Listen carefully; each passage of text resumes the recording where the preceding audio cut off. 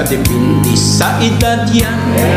Kung 30 years old, parang karpintero, grabe kung pumukpok. Yung 40 years old, parang mason, himas mo na bago pukpok. At ang 50 years old, parang porman, patanaw-tanaw na lang. Pero ang manoy na 60 years old ay parang engineer lang. Puro na lang plano, walang nangyayari, hanggang plano na lang. Ang kailangan mo, pampasigla at pampabuhay ng dugo. Nang sa laban, ikaw ay tatagal at hindi umaayaw. Pilitin mo ang manoy mo na itayo ang kanyang bandila. Nang sa laban, di ka umaatras, kahit abutin pa ng magdamagan.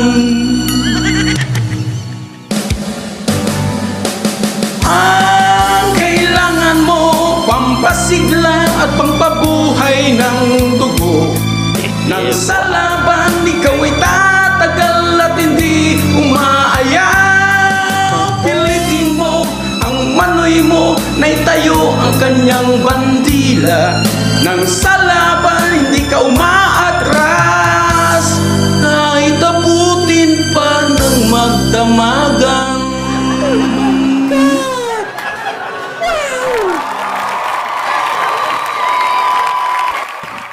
Alam nyo ba na ang mga manoy ay parang construction lang yan? Pag 20 years old, parang electrician. Kaunting ground lang, nanginginig agad. At ang 30 years old naman, parang karpintero. Grabe kung pumukpok. Sana all. Kung 40 years old naman, parang mason. Mas grabe ang himas kaysa sa pokpok. Ang 50 years old naman, parang porman. Patanaw-tanaw na lang. Pero ang 60 years old, parang engineer lang yan.